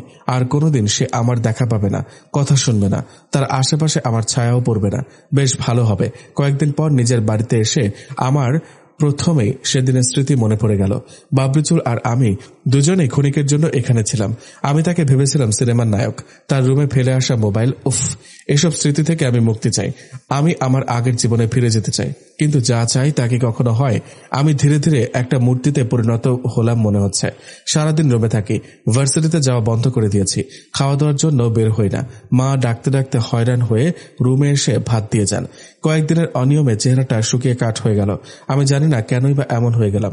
কারোর সঙ্গে আমার কথা বলতে ইচ্ছা করে না। আমি জানি না বাবরিচুল আমার বাসার নিচতলায় এখনো থাকে কিনা। তার ব্যাপারে আমার কারোর সঙ্গে কথা বলার একটু রুচি হয়নি। মাঝে মাঝে গেট খোলার শব্দে চমকে উঠে ভাবি, এই বুঝি সে আসলো। কিন্তু কখনো শুনি না তার গলার স্বর, কখনো যায় না তার সম্মুখে। স্বাভাবিক জীবনে ফিরতে হবে আমার। অনেকদিন পর ভার্সিটিতে এলাম। ক্লাসে মন বসলো না, তবে চেষ্টা করলাম মনটাকে শান্ত রাখার। বান্ধবীরা অবাক হয়ে জানতে চাইল, কি হয়েছে তোর? তুই এমন শান্ত হয়ে গেছিস কেন? আমি শুকনো হেসে উত্তর দিই, কিছু হয়নি। কি আবার হবে? একদিন হঠাৎ মা আমাকে বললেন, তোর মিনু খালা তোর জন্য বিয়ের প্রস্তাব দিয়েছে। আমি কি তোর বাবাকে বলবো? আমি বিরক্ত হয়ে বললাম, কেন? তোর এভাবে ধীরে ধীরে শেষ হয়ে যাওয়া আমি দেখতে পারছি না। তুই স্বাভাবিক জীবনে ফিরে আয়। আমি একটা দীর্ঘশ্বাস ছেড়ে বললাম, স্বাভাবিক জীবনে ফেরার জন্য বিয়ে করতে হবে নাকি? আমি ক্লাসে যাওয়া শুরু করেছি, আস্তে আস্তে ঠিক হয়ে যাব। মা বললেন, বিয়ের আগে ওরকম 2-1টা ভালো লাগা সবার থাকে, এসব কিছু না। বিয়ে হয়ে গেলে সব ঠিক হয়ে যাবে। বিয়ে না হলে তুই এই কষ্ট থেকে বের হতে পারবি না। আব্বুকে জানে বাবরিচুল যে না করে দিয়েছে? কিছু বলে না তোমাকে? প্রতিদিন জিজ্ঞেস করে তোর কথা। আমি বলি মেয়ে ভালো আছে। তারপর একটা নিঃশ্বাস ফেলে, তোর বাবার মন খারাপ করেছে অনেক। ছেলেটাকে বাসায় থাকে না এখন? না না, অফিসে থাকে। তোর বাবাকে নাকি বলেছে বাসায় থাকার চাইতে অফিসে থাকা ভালো। সামনে নতুন প্রজেক্ট নিয়ে কাজ করতে হবে। কাজ শুরু হলে আলাদা বাসা নিবে। ও, মা চলে যায়। আমি স্তব্ধ হয়ে বসে থাকি। আমার হঠাৎ করেই আবার ভীষণ কান্না এসে যায়। সে বাসায় থাকে না। আমার দুনিয়াটা আরো শূন্য হয়ে যায় হঠাৎ। সে সত্যি আমার ছিল না কখনো। মা শোনো, বল, উনি কি জানিয়েছেন কেন বিয়ে করতে পারবেন না আমাকে? আমার সমস্যা কোথায়? সমস্যা তোর না, ওর নিজের। ওর জীবনে অনেক স্বপ্ন আছে। সেগুলো পূরণ করার আগে ওর পক্ষে বিয়ে করা সম্ভব না। আর তাছাড়া আমরা যেরকম ভেবেছিলাম এই বাড়িতে রাখবো তোকে, কিন্তু ওর পক্ষে সেটা সম্ভব না। ও এই বাড়িতে জামাই হয়ে থাকতে পারবে না। মা চলে যান। আমার ভেতর খানিকটা আশার আলো যেন আবার দপ করে জ্বলে উঠল। এই সমস্যার সমাধান তো করা সম্ভব। সে তার স্বপ্ন পূরণ করা অবধি আমি অপেক্ষা করতে পারবো। আর এই বাড়িতে না হয় থাকা নাই হলো, মেনুখালার প্রস্তাবে রাজি হলেও এই বাড়ি ছেড়ে যেতে হবে। এসব তো আমাদের মাঝখানে বাধা হতে পারে না। শুধু এটাই যদি কারণ হয়, আমার অবশ্যই ওর পাশে থাকা উচিত। সবকিছুর আগে জানতে হবে এটাই কি একমাত্র কারণ, নাকি আরো কোনো বিশেষ কারণ আছে। তার জীবনে কি অন্য কেউ আছে, কিংবা আমাকেই তার পছন্দ নয়। ফোন বুকে ঢুকে বাবরি চুলওয়ালার নাম্বারটা বের করে ভাবছি কল দেব কিনা। সেদিন যখন ওর ফোন থেকে আমার নাম্বারে কল দিয়েছিলাম, নাম্বারটা সেদিন সেভ করে রেখেছি। সারা দিন বারবার নাম্বারটা বের করে তাকিয়ে আছি, কল দেব কিনা সে দোটানায় ভুগি। বরাবরের মতো আমাকে এই চরম দ্বিধাদ্বন্দ্ব থেকে উদ্ধার করলেন বাবা। অনেকদিন পর রুম থেকে বেরিয়ে পুরো বাড়িটা ঘুরছিলাম। বাড়ির পাশে আমার নিজের হাতে লাগানো গাছগুলো যত্নের অভাবে মলিন হয়ে পড়েছে। পেছনের উঠোনে গিয়ে দাঁড়ালাম। আম গাছের ছায়া লম্বা হয়ে মাটিতে পড়েছে। গাছের নিচে বাবা চেয়ারে বসে আছেন, হাতে পত্রিকা, চোখে চশমা। পত্রিকা থেকে চোখ না তুলে জিজ্ঞেস করলেন, এত হাঁটাহাঁটি করছিস কেন? বাবার প্রশ্নটা খুব সাধারণ, কিন্তু আমি চমকে উঠি। উত্তর না দিয়ে উঠোনের মাটি দেখছিলাম। বাবাও আর প্রশ্ন বাড়ালেন না। কিছুক্ষণ চুপচাপ বসে থেকে হঠাৎ বললেন, মানুষ যখন বারবার কোনো একটা জায়গায় আটকে থাকে, বুঝবি ওখানেই তার আশ্রয়। আমি চমকে তাকালাম। বাবা পত্রিকার পাতা উল্টাচ্ছিলেন, কিন্তু কথাটা আমার বুকের ভেতর এসে ধাক্কা দিল। বাবার চেয়ারের পাশে এসে মাটিতে বসলাম আমি। চেয়ারের হাতলে হাত রেখে বাবার দিকে তাকাই। বাবা নরম গলায় জানতে চান, তোর চেহারা দেখে স্বাভাবিক লাগছে না। কোনো কিছু নিয়ে কি টেনশনে আছিস? বল আমাকে, তুমি সেটা জানো। কথাটা বলে আমি মাটির দিকে তাকালাম। বাবা পত্রিকা বন্ধ করে আমার মাথায় হাত বুলিয়ে জিজ্ঞেস করলেন, আচ্ছা তুই কি চাস আমি ওকে আসতে বলি, কথা বলি ওর সঙ্গে? আমি চমকে উঠলাম। এমন প্রস্তাবের জন্য আমি প্রস্তুত ছিলাম না। বুকের ভেতর কেমন যেন একটা ধাক্কা লাগলো। একদিকে অদ্ভুত স্বস্তি, আরেকদিকে অকারণে ভয়। বাবার চোখের দিকে তাকাতে পারলাম না। মাথাটা অসম্ভব নিচু করে মাটির দিকে তাকিয়ে রইলাম। একটা শুকনো কাঁঠাল পাতা উড়ে এসে আমার সামনে পড়ল। বাবা বললেন, ওকে কি বলবো আমাকে বল। জানি না আমি। লজ্জায় মাটির সাথে মিশে যেতে ইচ্ছা করলো আমার। অসম্ভব কষ্টে নীল হতে হতেও আজ আমি লজ্জায় একেবারে লাল হয়ে উঠলাম। কি যে করি, কি যে বলি, উঠে দাঁড়ানোর শক্তিটুকু পাচ্ছে না। বাবা বললেন, ঠিক আছে, আমি আজকে রাতে ওকে আসতে বলি। কি বলবো বল, সময় দিব? জানি না। বাবাকে ছেড়ে থাকতে পারবি তো? আমি কিছুই বলতে পারছিলাম না। উঠে বাবাকে জাপটে ধরলাম। বাবা আমার মাথায় আলতো করে হাত বুলিয়ে দিয়ে বললেন, ভেবেছিলাম তোকে কখনো চোখের আড়াল করব না, সবসময় চোখের সামনে রেখে দিব, কিন্তু এভাবে তো রাখতে চাইনি মা। তুই দুঃখ পেতে পেতে শেষ হয়ে যাবি, এই মুখ তো আমি সহ্য করতে পারি না। ওকে ডাকি, তোরা নিজেরা কথা বলে দেখ। আমি এক দৌড়ে ঘরে চলে আসি। বাবার জন্য আমার অসম্ভব মন কেমন করছে। বাবা আমাকে কতটা ভালোবাসেন আমি জানি। আমার নিজেকে খানিকটা অপরাধী মনে হতে লাগলো। তার পছন্দের ছেলেকেই তো মনে মনে চেয়েছি, অথচ তবুও মনে হচ্ছে বাবাকে যেন কষ্ট দিয়ে ফেললাম। বাবা তো বিষয়টা এভাবে চাননি। ঘড়ির কাঁটায় রাত 9টা ছুঁই ছুঁই। আমি জানলার পাশে দাঁড়িয়েছিলাম। বুকের ভেতর অদ্ভুত এক অস্থিরতা, ভয় নাকি উত্তেজনা, ঠিক বুঝতে পারছিলাম না। হঠাৎ গেট খোলার শব্দ। খুব শব্দহীন পায়ে হেঁটে আসছে সে, যেন বাড়িটাকে বিরক্ত করতে চায় না। আমার নিঃশ্বাস আটকে এলো। বুকের ভেতর থপথপ শব্দটা এত জোরে হচ্ছিল যে মনে হচ্ছিল সে বুঝি শুনে ফেলবে। আমি বড় করে শ্বাস নিচ্ছি নিজেকে শান্ত রাখার জন্য।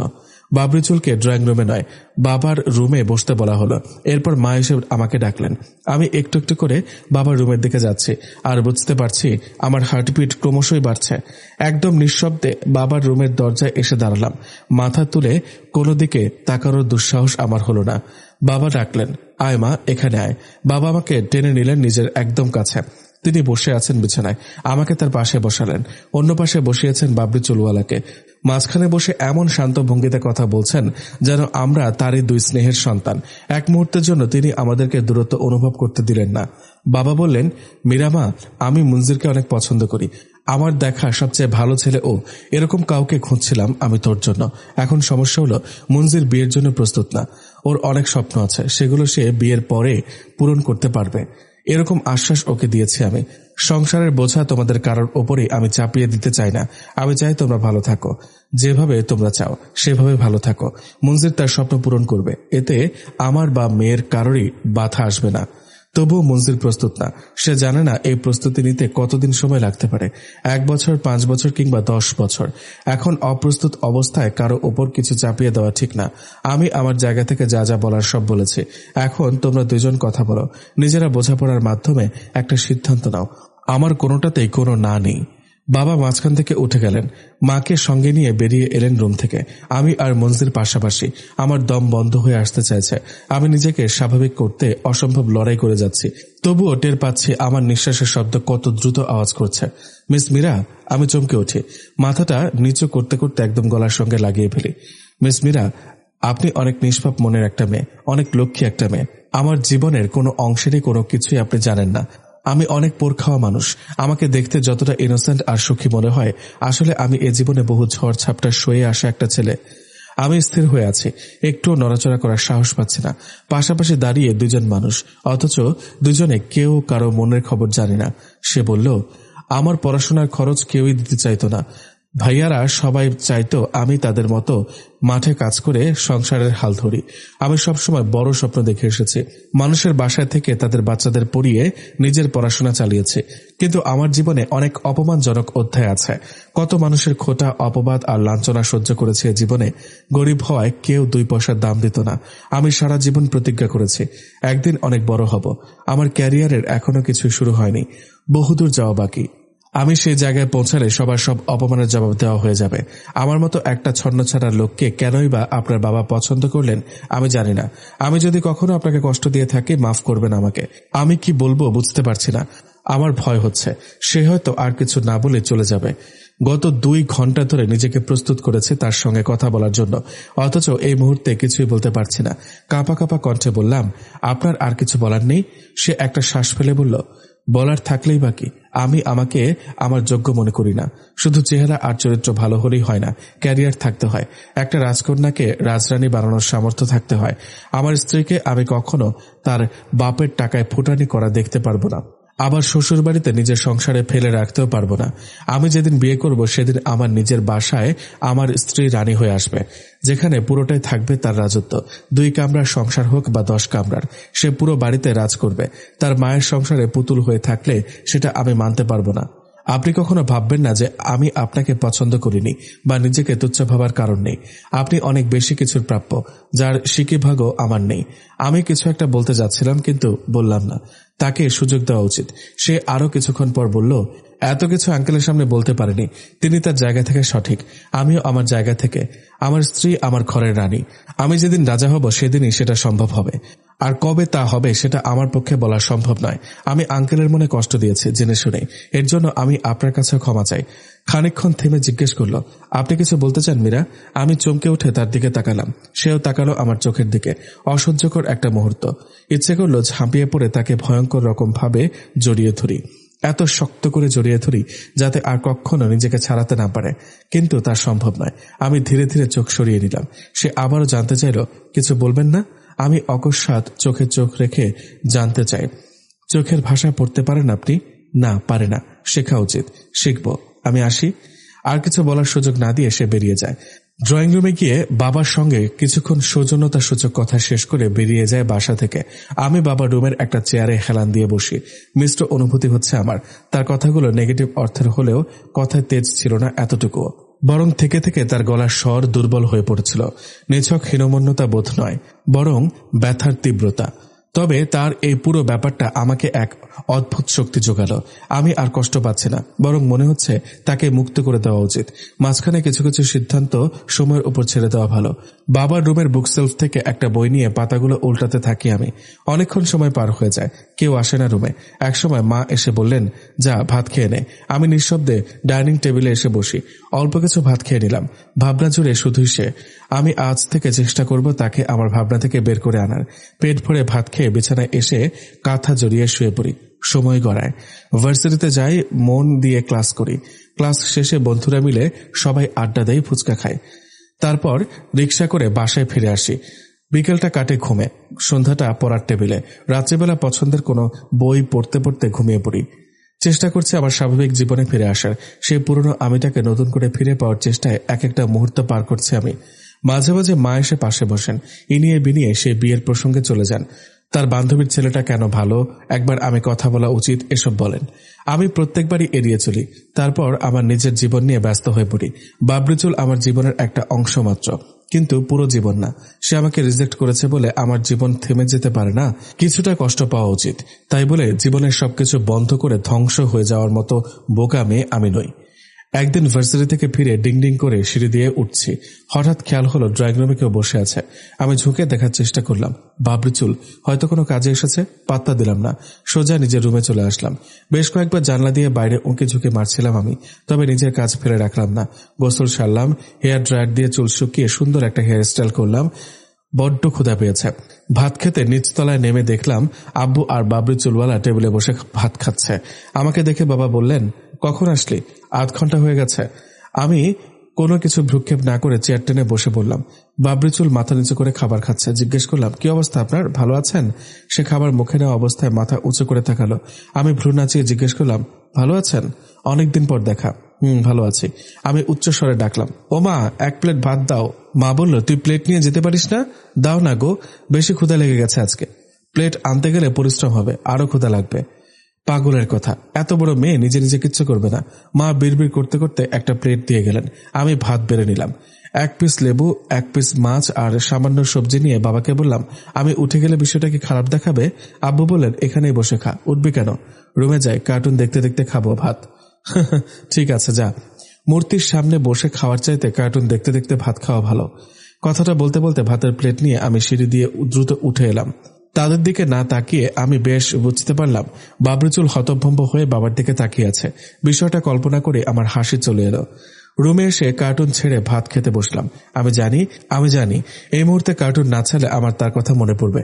আমি তাকে নিয়ে ভাবতে চাই না। আমার মস্তিষ্ককে অসম্ভব ব্যস্ত রাখতে হবে। ভাত খাওয়া শেষ করে বিছানায় শুয়ে পড়লাম। প্রতিদিন বিকেলবেলা আয়েশি ঘুম দেওয়াটা আমার সবচেয়ে প্রিয় অভ্যাসে পরিণত হয়েছে। সবেমাত্র শুয়ে পড়েছি, এমন সময় বাবা বললেন, মীরা মা, আসবো? আসো, আমি মিটিংয়ে যাচ্ছি। তোর মাকে নিয়ে সন্ধ্যায় হাসপাতালে যাবি। ডাক্তারের সিরিয়াল দেওয়া আছে, কিছু লাগলে আমাকে কল দিস। ওকে, নো চিন্তা, do meeting, best of luck. বাবা হাসতে হাসতে বললেন, তুই সবসময় এমনই থাকিস মা, তোকে মনমরা দেখতে ভালো লাগে না। আই উইশ তুমি আর কোনো বাবরি চুলওয়ালাকে ধরে এনে বাসায় জায়গা দিবে না। না না, আর কাউকে জায়গা দিব না। মঞ্জিরকেই আমি আসতে বলেছিলাম। ওকে আসতে না বললে আর আসবে না। তোমার মঞ্জিরকে নিয়ে আমার মাথা ব্যথা নেই, যা ভাল লাগে করো, এখন একটু ঘুমাতে চাই। বাবা দরজা টেনে দিয়ে চলে গেলেন। জানি আমি মুভ অন করাতে সবাই খুশি, কিন্তু এইটুকু করতে আমার কম কাঠখড় পোড়াতে হয়নি। সবাই কি ভেবেছিল আমি দিনের পর দিন বিছানায় পড়ে কাঁদতে কাঁদতে পাগল হয়ে যাব? মীরা ওইরকম মেয়েই নয়। মীরা কষ্ট পায়, আবার উঠে দাঁড়ায়। কারো জন্য মীরার জীবন থেমে থাকে না। কোনো হালকা ঝড় মীরাকে ভেঙে দিতে পারবে না। মাকে নিয়ে হাসপাতালের কাজ শেষ করতে করতে রাত হয়ে গেল। বাবা ফোন করে জানালেন উনি জরুরি কাজে এলাকার বাইরে আছেন। হাসপাতাল থেকে বের হওয়ার সময় দেখি বাইরে তুমুল বৃষ্টি হচ্ছে। আমাদের সঙ্গে কোনো ছাতা নেই, রাস্তাঘাট একদম ফাঁকা, কোনো সিএনজি বা রিক্সাও দেখছি না। এদিকে বাড়ি থেকে আসতে কাউকে বলাও সম্ভব না, কারণ রোহান আর দাদু ভাই গ্রামের বাড়িতে। কি যে করি? ফোন বের করলাম বাবাকে কল দেওয়ার জন্য। হঠাৎ দেখি একটা রিক্সা এসে সামনে দাঁড়ালো। কোল থেকে নীল প্লাস্টিক সরিয়ে রিক্সা থেকে নামলো বাবরিচুল। নেমে একটা ছাতা আমার হাতে দিয়ে বলল, এটাতে বাসায় চলে যান। আপনি যাবেন কিভাবে? আমি যেতে পারবো, কোনো সমস্যা নেই। রিক্সা পাবেন না তো? পাবো, না পেলে ভিজে যাব। আপনারা যান। আমি রিক্সায় উঠে হাত বাড়িয়ে তাকে ছাতাটা দিলাম। সে শুরুতে নিতেই চাইছিল না, এরপর হাত বাড়িয়ে ছাতাটা নিল। বাসায় ফিরে বারবার বাইরে তাকিয়ে দেখছিলাম বৃষ্টি কমেছে কিনা। কে জানে সে ঠিকঠাক অফিসে যেতে পারলো কিনা। এখনো হাসপাতালে বসে আছে। এই ঝড় বৃষ্টির রাতে বাবাকে বাসায় আসতে নিষেধ করে দিলাম। যেখানে গিয়েছে ওখানে এক আত্মীয় বাসায় থাকবে আজকে রাতটা। আমি বিছানায় এসে শুয়ে পড়ি, কিন্তু ঘুম আসছে না। বারবার মনে হতে লাগলো সে কি বের হতে পেরেছে। অনেক চিন্তা ভাবনা করে একটা টেক্সট পাঠিয়ে দিলাম, মা আপনার জন্য খুব চিন্তা করছে, আপনি কি বের হতে পেরেছেন? মীরা বলল। মেসেজটা পাঠানোর মিনিট দুয়েক পর রিপ্লাই এলো, জি আমি বাসায় এসেছি, আপনার আর চিন্তা করতে হবে না।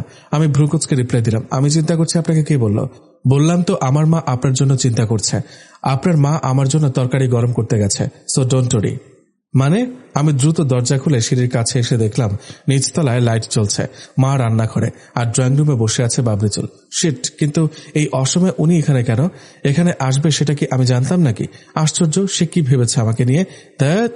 মুষলধারে বৃষ্টি হচ্ছে, বাতাসের শোষ শব্দ, জানলার কাজ, গাছের পাতায় বৃষ্টির টুপটাপ শব্দ, সব মিলিয়ে এক অদ্ভুত ছন্দ তৈরি হয়েছে। আমি দোতলার রুমে অস্থিরভাবে পায়চারি করছি। নিচতলায় বাবরিওয়ালা, তাকে দেখা যায় না, তবুও তার উপস্থিতি টের পাই। নিজের আমার সাহস পাচ্ছি না, বেশ রাত হয়ে গেছে। এখন নিচে নেমে তার সঙ্গে আলাপ জুড়ে দিলে মা আচ্ছা করে বকে দেবে আমাকে, কিন্তু বাবরিওয়ালার সঙ্গে বিষয়টা খোলাসা করা দরকার। একসময় মা দোতলায় নিজের রুমে এসে দরজা বন্ধ করে দিলেন। আমি জানি না কাজটা ঠিক হচ্ছে কিনা। খুব সাবধানে পা টিপে টিপে নিচে নামলাম। বাড়ির পাশে বড় টিনের চাল দেওয়া একটা গোডাউন থাকায় বৃষ্টির শব্দে চারপাশ মুখর হয়ে আছে। যতটা ভেজা বিড়ালের মতো নিচে নামলাম, ততটাই শক্তিশালী সিংহের মতো এসে তার দরজায় কড়া নাড়লাম। সে দরজা খুলে চোখ কপালে তুলে বলল, মিস মীরা। আমি বুকে হাত বেঁধে ভাব নিয়ে দাঁড়ালাম। দেখুন, আপনি যা ভাবছেন তা নয়, আমি বিষয়টা ক্লিয়ার করে দিচ্ছি। ড্রয়িং রুমে বসে কথা বলি? উত্তম প্রস্তাব। তার রুমের দরজা দাঁড়িয়ে কথা বলছি দেখলে আম্মু সন্দেহ করে বসবে। আমি ড্রয়িং রুমের আলো জ্বালিয়ে দিলাম। সে এসে সোফায় বসলো, আমি বসলাম মুখোমুখি। তারপর বললাম, আপনি হয়তো ভাবছেন আমি আপনাকে নিয়ে খুবই চিন্তিত ছিলাম। আসলে বিষয়টা সেরকম নয়। যা ভাবছি তা আপনি কিভাবে জানলেন? আপনি তো বললেনই আমাকে আর চিন্তা করতে হবে না। দেখুন, আমি মোটেও চিন্তিত ছিলাম না। এমন ঝড় বৃষ্টির রাত, আপনি নিজে আমাদের জন্য রিক্সা নিয়ে আসলেন, ছাতা নিয়ে আসছেন, সেখানে আপনার কি হাল হলো সেটা জানতে চাওয়া একটা ম্যানার্সের মধ্যে পড়ে। আমি সৌজন্যতার খাতিরে মেসেজটা পাঠিয়েছি।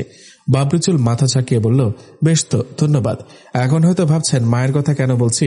দেখুন, আমি মেসেজ পাঠালে বিষয়টা অস্বস্তিকর হয়ে যায়, তাই মায়ের কথা বলেছি যাতে আপনি কিছু মনে না করেন। সে আবারও মাথা ঝাঁকিয়ে বলল, বেশ তো, আমি কিছু মনে করছি না। সত্যি আপনি কিছু মনে করেননি?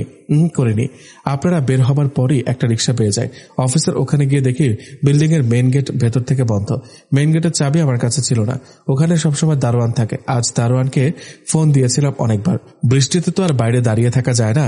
এরপর আঙ্কেলের কাছে ফোন দিলে উনি বললেন বাসায় চলে যাও। আচ্ছা, আশা করছি আমার মেসেজটাতে আপনি কিছু মনে করবেন না। সে মুচকি হেসে বলল, ঠিক আছে, এমনিতেও কিছু মনে করিনি। কথা শেষ, আপনি যান এখন। আমি ড্রয়িং রুমের বারান্দায় দরজাটা খুলে দিলাম। বৃষ্টির ছাঁট এসে গায়ে লাগলো। দারুণ ঠান্ডা বাইরে, ঝমঝম করে বৃষ্টি পড়ছে। জলের ঠান্ডা স্পর্শে শরীরটা কেঁপে উঠল হালকা করে। এমন সময় বাবরিচুল আমার ঠিক পাশে এসে দাঁড়ালো। আমি চমকে উঠে বললাম, আপনি রুমে যাননি? একটা কথা জিজ্ঞেস করব। কি কথা? আপনি কি আমাকে বিয়ে করতে রাজি ছিলেন?